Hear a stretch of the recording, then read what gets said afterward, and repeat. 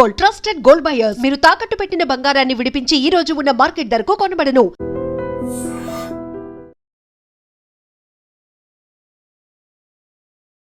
నమస్కారం, welcome to I dream. ధర్మ మార్గం విత్ విజిత కార్యక్రమానికి స్వాగతం.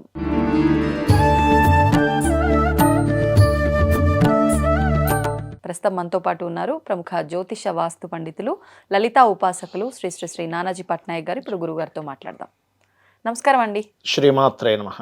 గురుగారు, ఈ మధ్య కాలంలోనే సమంత గారు భూతశుద్ధి వివాహం చేసుకోవడం అనే విషయాన్ని మనం చూసాము, మాట్లాడుకున్నాం దాని గురించి. ప్రస్తుతము విజయ్ రష్మికల వివాహం జరగనుంది అని చెప్పి, ఆ వివాహం కూడా ఒక కొత్త విధానంలో జరగబోతోంది అని చెప్పి, ఇంకొకటి ఒకే రోజులో అంటే మనకు ఈ ఫిబ్రవరి 26వ తారీఖున ఒకే రోజున 2 సార్లు వివాహం కానుంది వాళ్ళిద్దరికి అని. ఒకటేమో మన తెలుగు హిందూ సాంప్రదాయ ప్రకారంగా జరుగుతోందని, ఇంకొకటి కర్ణాటకకి సంబంధించిన కొడువా సాంప్రదాయ ప్రకారంగా జరుగుతుందని చెప్పి వార్తలు మనకు వినిపిస్తున్నాయి. అసలు నిజంగా ఇది ఒక సాంప్రదాయమైన వివాహం ఉందా? ఈ వివాహం ఎందుకు చేసుకుంటారు? దాని గురించి తెలియజేయండి. తప్పకుండా అండి. దీనికి ఇది ఎందుకు చేసుకుంటారంటే 12వ స్థానం అని ఉంటుంది జ్యోతిష్ శాస్త్రంలో. 7th house and 12th house. ఇవి గనక మొదటి వివాహంలో ఏదైనా ఇబ్బందులు వస్తాయి అని ఉన్నట్లయితే, ఇది ఎలా చూస్తాము అంటే, చాలామంది ఏమనుకుంటారంటే కుజదోషం ఉంటే వివాహం చేసుకుంటారు అనుకుంటారు. కుజదోషం వల్ల కాదు. ఇది పర్టికులర్గా 7th lord and 12th lord అంటే వివాహము, వివాహ జీవిత భాగస్వామి, వివాహం తర్వాత ఉండేటువంటి జీవితం, మ్యారిటల్ లైఫ్. అంటే మనకి ఎలా ఉంటుందంటే ప్రతిదానికి దాని యొక్క ఎక్స్టెన్షన్ ఎలా ఉంటుంది అనేది చెప్తుంది.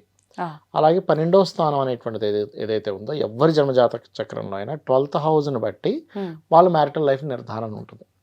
ఆ రకంగా ఎవరికైనా వివాహ జీవితంలో చికాకులు ఉన్నాయి, గొడవలు ఉన్నాయి, కోర్టు కేసెస్ ఉన్నాయి, లేకపోతే పోలీస్ స్టేషన్ చుట్టూ తిరగాల్సిన పరిస్థితి, లేకపోతే కొన్నిసార్లు వాళ్ళ జీవిత భాగస్వామి మరణించే యోగం ఉంటుంది. అప్పుడు 12th పాటు 2nd హౌస్ కూడా మనం పరిశీలన చేస్తాం.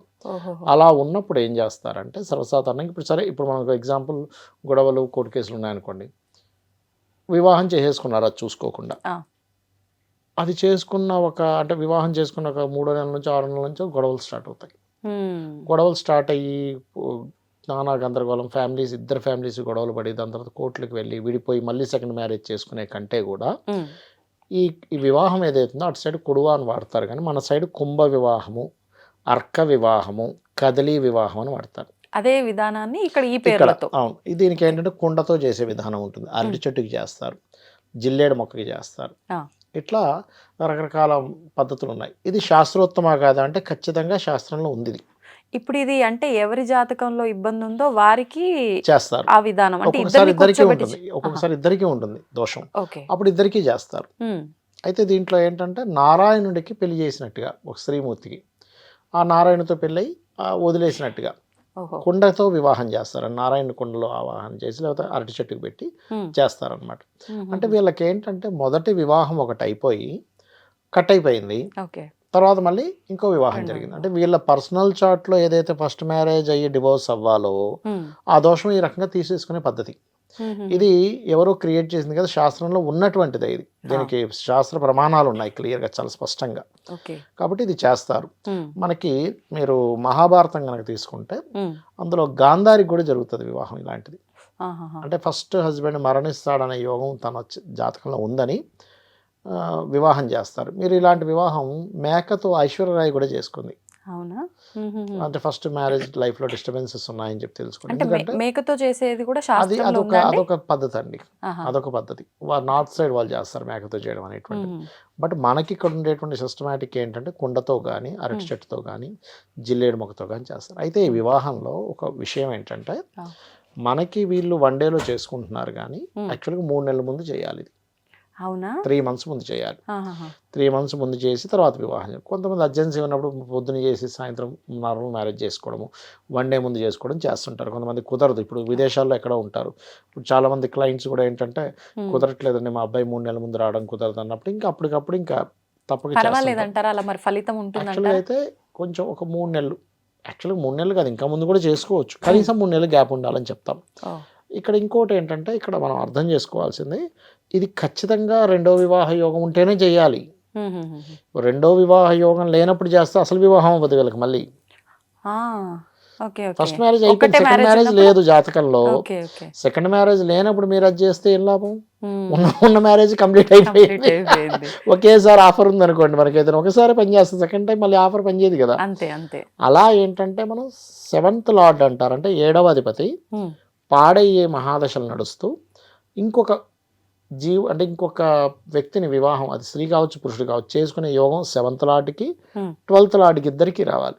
ఓకే. ఇద్దరికి వచ్చి చేయాలి. చాలా మంది తెలియక కుజదోషం ఉంటే చేయించేస్తున్నారు, ఉమ్, ఉమ్, అది చాలా పెద్ద దోషం. కుజదోషానికి చేయించడం ఏంటండి? ఆ, కుజదోషానికి చెప్పలే ఎక్కడ కూడా శాస్త్రంలో. ఉమ్, 2 వివాహాల యోగం ఈజ్ డిఫరెంట్, కుజదోషం ఈజ్ డిఫరెంట్. ఇంకోటి ఏంటంటే కుజదోషం అనేది మనకి ఎప్పుడు వివాహం జీవితం మీద ఎఫెక్ట్ ఇవ్వాలని రూల్ లేదు. ఓకే. అది లగ్నంలో ఉందనుకోండి జీవుడికి ఎఫెక్ట్ ఇస్తుంది, అంటే ఓవర్ హైపర్ ఇవ్వడం. ఆహా. 2వ స్థానంలో ఉన్న కుటుంబంతో కొట్లాడుతుంటాడు కానీ జీవిత భాగస్వామితో కొట్లాడాలని రూల్ లేదు. ఉమ్, ఉమ్, ఉమ్, అదర్వైజ్ ఇప్పుడు 2nd హౌస్లో పాడయ్యాను అనుకోండి కుజదోషం, అప్పుడు జీవిత భాగస్వామికి యాక్సిడెంట్స్ అవుతుంటాయి. ఉమ్, ఉమ్, 3వ స్థానంలో కుజదోషం వర్తించదు. ఉమ్, ఇంకోటి ఏంటంటే కుజదోషానికి రూల్స్ ఏంటంటే ఆ, మనకి కొన్ని లగ్నాలకు కుజదోషం వర్తించదు.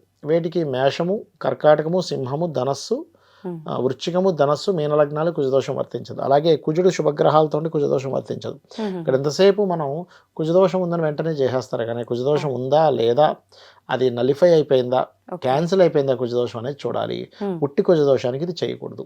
ఉమ్, ఉమ్, ఉమ్, ఏంటంటే ఇప్పుడు ఏ స్థానంలో ఉంటుంది, 4వ స్థానంలో కుజుడు పాడేయడం అనుకోండి, ఓన్లీ భూముల మీద వస్తుంది ఎఫెక్ట్ వీళ్ళకి, కానీ మ్యారిటల్ లైఫ్ మీద రాదు.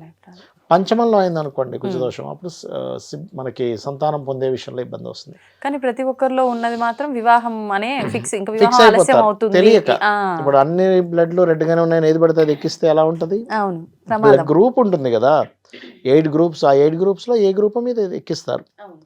అట్లా ఏంటంటే మీరు కుజదోషం ఉందని తొందరపడి ఇలాంటి వివాహాలు చేయకూడదు. ఒకటి. ఉమ్, ఉమ్, 2 వివాహాల యోగం ఉంటేనే చెయ్యాలి. ఉమ్, ఒక్కొక్కసారి 2 వివాహాల యోగం లేకుండా కేవలం డిస్టెన్స్ ఉంటుంది. ఓకే. ఇప్పుడు ఇందాక ఒక జాతకం చెప్పాము, నేను చెప్పాను అమ్మ మీకు మీరు మీ వారు కొన్ని సంవత్సరాల పాటు మీరు ఇండియాలో ఉండడం, అతను యూఎస్లో ఉండడం జరిగిందా? ఉమ్, అవునండి, ఒక 7 years ఉన్నామన్నారు. ఆహాహా. అంటే దాని అర్థం ఏమిటి? వాళ్ళకి జస్ట్ డిస్టెన్స్ ఉండే యోగం ఉంటుంది, కానీ ఫస్ట్ మ్యారేజ్ ఖచ్చితంగా కట్ అయిపోయి ఉమ్, సెకండ్ మ్యారేజ్లోకి వెళ్ళే యోగాలు ఉండవు.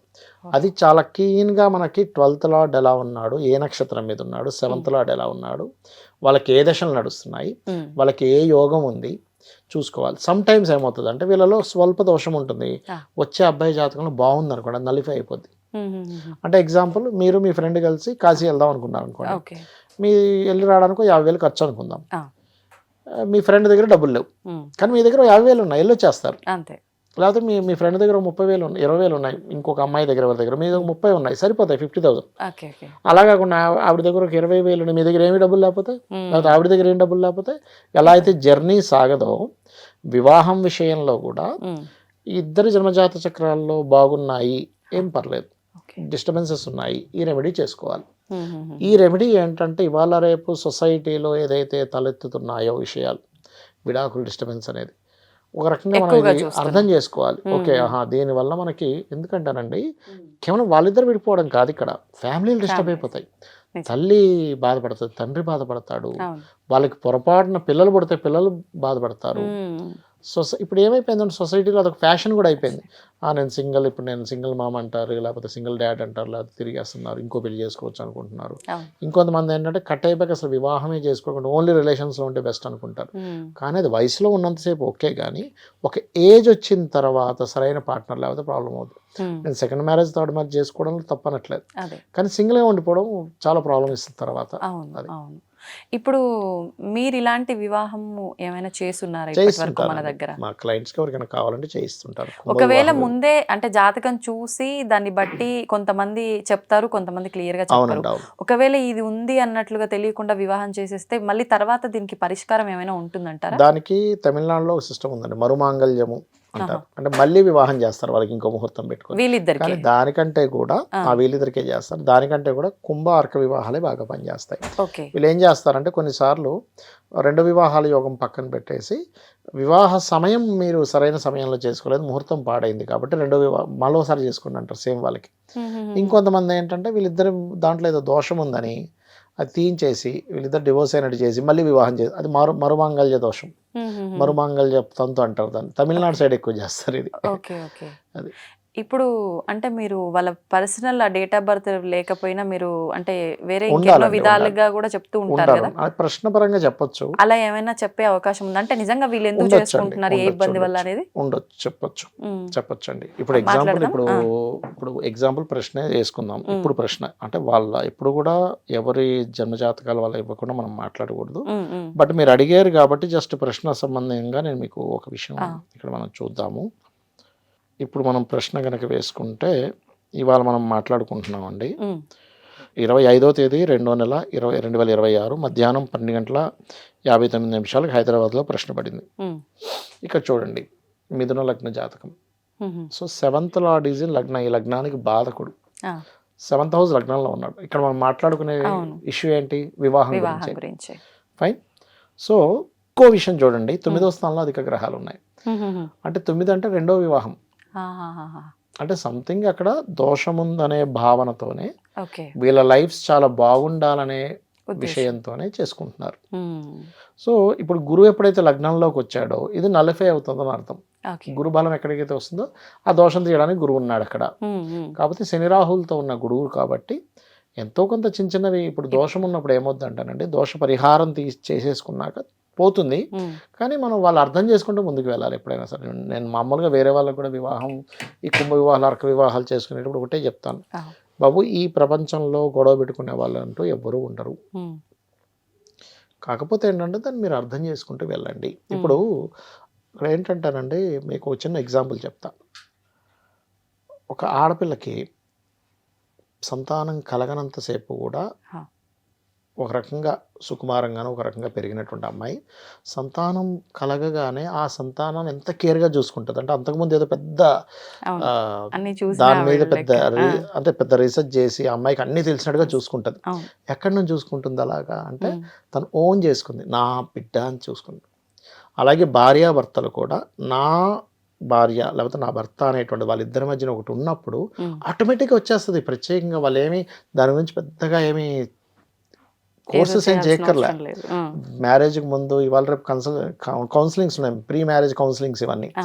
నాది అనే ఫీలింగ్ వచ్చినప్పుడు ఒక తల్లి ఎలాగైతే బిడ్డను ఆటోమేటిక్గా చూసేసుకుంటుందో భార్యాభర్తలు కూడా నాది అనే ఫీలింగ్ ఉండాలి. అది వచ్చిందంటే చాలండి. మనం ఒక ఫోన్, మన ఆది ఫోన్ అని ఎట్లా చూసుకుంటున్నాం, జాగ్రత్త చూసుకోవట్లే, అంతే. ఇప్పుడు మీరు అన్నట్టు ఈ కొడువ సాంప్రదాయం మన దగ్గర అయితే కుంభ వివాహం, అర్క వివాహం అంటే, మరి ఇది కర్ణాటక పద్ధతిలో అని అన్నారు. అక్కడే దేనికి సంబంధించి చేస్తుండొచ్చు, మీకేమైనా ఐడియా ఉందా? పేరు ఒకటే మార్పు, ఓకే, కొంచెం పద్ధతులు మారుతాయి. ఇప్పుడు ఇక్కడ ఎగ్జాంపుల్, ఇక్కడ నారాయణని పెడితే అక్కడ ఇంకో దేవతని పెడతారు. ఇక్కడ కొన్ని పదార్థాలు, ద్రవ్యాల్లో కొంత మార్పులు వస్తాయి, మంత్రాల్లో కొంత మార్పులు వస్తాయి. బట్ సిస్టమ్ మాత్రం, రెమెడీ మాత్రం దానికే ఉంటుంది. తంతంతా మొత్తం వివాహం ముందు నుంచి చివరి వరకు ఎలా ఆచరిస్తారు అలాగే ఉంటుందండి. వివాహం అయిన తర్వాత వాళ్ళు డ్రెస్, వాళ్ళ ఒంటి మీద ఉన్న బట్టలు తీసేస్తారు, పడేస్తారు. అదంతా ఏదైతే అదంతా తీసుకెళ్ళి నదిలో వేసేస్తారు, చెరువులోనూ నదిలోనే వేస్తారు. అవి అంటే ఏదైనా మనం గ్రహ పూజలు చేయించుకుంటే, ఇంకోటి ఏంటంటే అది జరిగిన తర్వాత, వివాహం జరిగిన తర్వాత వెంటనే తల్లిని చూడకూడదు. వాళ్ళు వచ్చి దేవుడి దగ్గర దండం పెట్టుకుని బొట్టు పెట్టుకున్నాక చూడాలి. ఎందుకండి? అది ఆ ప్రాసెస్ లో ఉంటుంది. అది అంటే చూస్తే ఏమైనా దోషమనా? చూస్తే దోషం అన్నట్టుగా చెప్తారు. అట్లా. ధన్యవాదాలండి. శ్రీమాత్రే నమః. తవ్వండి, తవ్వుతూనే శివలింగం. సరే, దాన్ని అట్లా కప్పేసేయండి, చూపించదండి. Krishna is there. మూర్తి పూజ కాదు, సాక్షాత్ బ్రజేంద్ర నందన భగవాన్ ఉన్నారు మూర్తిలో. ఏమీ ఆశించకుండా ఆరాధించే వాళ్ళు కూడా ఉన్నారా ప్రభుజీ? నిజమైన భక్తి అంటే మనకు తెలియదు కాబట్టి